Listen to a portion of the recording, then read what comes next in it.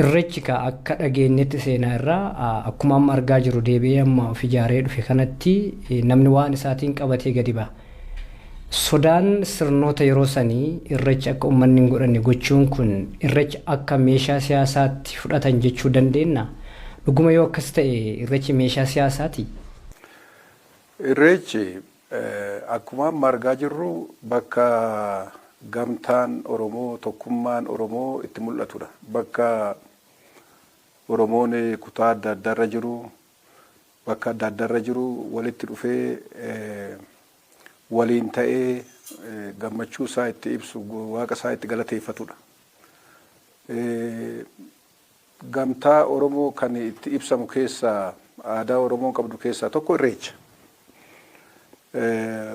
Mootummaa gabroonfataadhaaf immoo waan gamtaa uumu kuni waan tokkummaa Oromoo cimsu kuni akka jiraatu hin barbaadamu.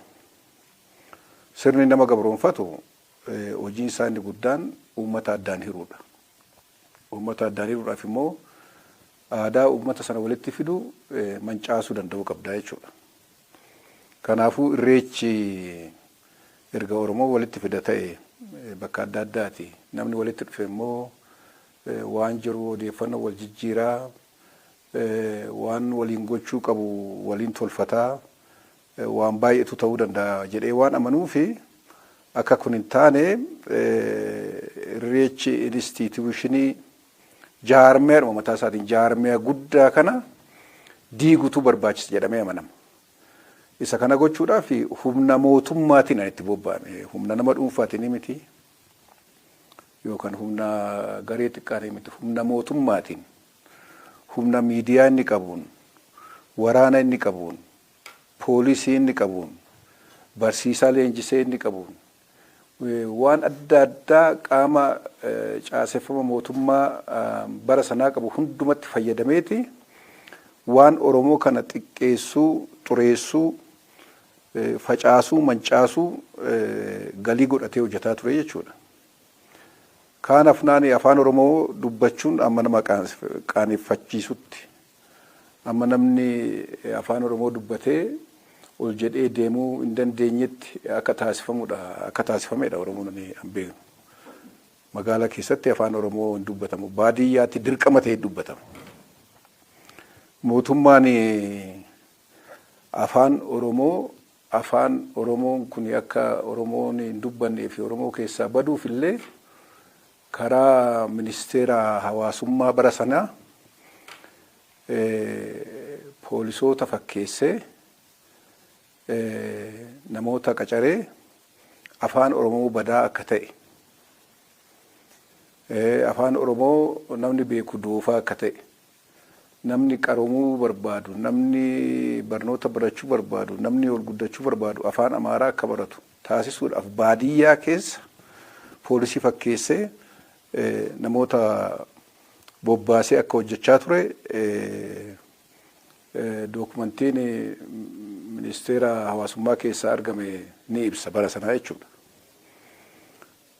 Afaan immoo bu'uura aadaa saba tokkooti. Uummanni afaan hin qabne aadaa hin qabu.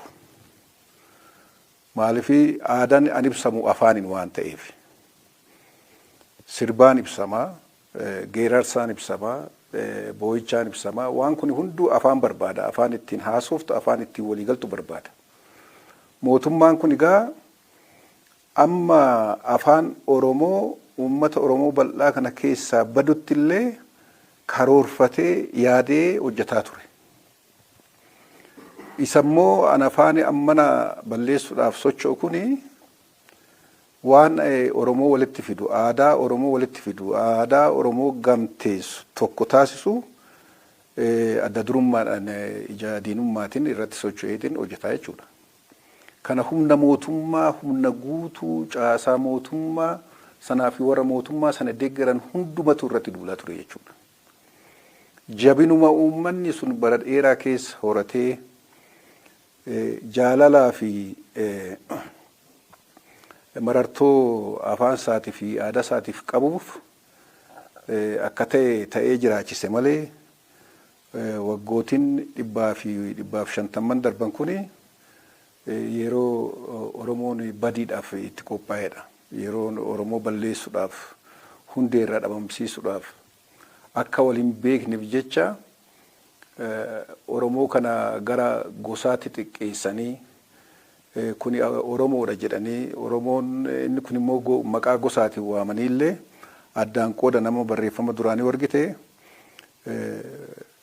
sabaaf sablammoota Itoophiyaa keessa jiru keessaa jedheeti Oromoo jedha gadi siqeeti immoo Boorana jedha gadi siqeeti Arsii jedha gadi siqeeti immoo Gujii jedha akkas godha jechuudha. Uummatuma tokko maqaa 6-7 itti kennee waama jechuudha. Kuni wallaalamee otoo hin taane ta'e jedhamee uummaticha addaan facaasuudhaaf hojjetamaa kan ture jechuudha. Kanaafuu humni mootummaa humna guddaadha. Biyya kamuu keessatti humni mootummaa qabeenya guddaa qaba. Humna namaa guddaa qaba. Wanti inni sochoosuu danda'u daangaa hin qabu baay'ee guddaadha. Wanti Oromoo irratti bobba'ame immoo kana hundaan jechuudha. Irreechi isa keessaa tokkodha. Waan isaan duulan garuu waan Oromoon qabdu akkan duratti jedhe lafa Oromoo guutuutu irraa fudhatame. Baalabbaata jedhamee warra kaabarraa dhufanii Oromoo irra safaran warra waraana kaabarraa dhufanii uummata fixanii asitti magaalaa keessa ta'an katamaa kan isaan jedhan kun jechuudha. Anuma magaalaa nuti jennu kanaan keessa ta'aniin lafti kun raabsame jechuudha akka sadarkaa isaaniitti.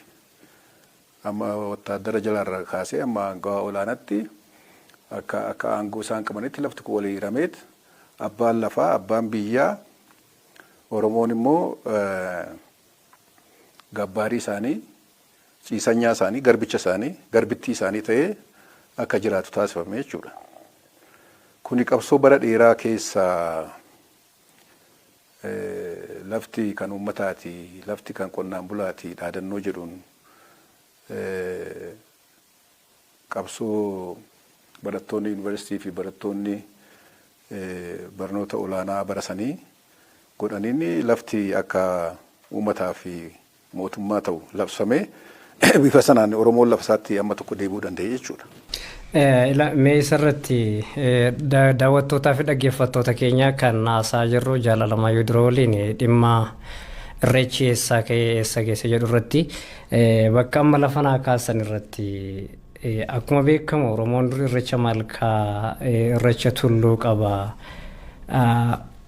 Sirnoonni impaayeraa kun warri Oromoo fi warra kibbaa kana koloneeffataa dhufee dhawaataan yeroo dhufanitti amma naa kaasaa turtani katamaadhanii lafa magaalaa qabachuun lafa ol ka'aa lafa tulluu Oromoon duritti waaqeffate irratti bataskaana isaanii dhaabuun lafa ujubaa hiikaa bakka odaan jirutti waan isaaniif ta'u gochuun bakka silaa lafa tarsiimoo bakka Oromoon duraatti goggodhatu kana hunda balleessanii kan ofii irra buusuun kun dhiibbaa hagamii. Dhiibbaa daangaa hin qabne geessise manni Oromoo kanarrayyuu dabree waan beekamuu qabu bara garba ta'ee gurguramaa ture biyya alaatti biyya Arabaatti biyya Afrikaa kibbaatti akkuma meeshaa kamiiyyuu walitti hidhamee harkaaf luka walitti hidhanii lafti gabaa dhaabbatee gurguramaa ture. Kana waggaa mootii Minilik kophaasaa garba 70 qaba jedhamu harki caalaan garboota jedhamanii achi keessa jiran kun Oromoodha. Aadaa isaa balleessuun afaan isaa balleessuun bakka inni itti waaqeffatu balleessuun yoo kana argitu muura xiqqaadha jechuudha. Ilmoo namaa akka hoolatti walitti hidhanii gabaa baasanii gurguruu caala wanti sirni gabrummaa namarraan gahu hin jiru jechuu barbaade tanani. Lafa isaa dhabee namummaa isaa dhabee aadaa isaa dhabee afaan isaa dhabee waan jiruuf jireenya isaa ibsu hundumaa itti dhabeera. Seenaa dhaloonni duubatti deebi'ee sirriitti hubachuu danda'u qaba. Seenaan kun barreeffamaan baay'ee hin jiru amma bahaa jira malee waanumti Oromoo fakkaatu fi seenaa Oromoo ta'e barreeffama seenaa Itoophiyaa keessatti mul'atu. Ani hoggaan barnoota haayiskuulii baradhus hoggaan yuunivarsiitii seenus hin argu. Waan Oromoo waan Gadaa maalamma nuti haasofnu kuni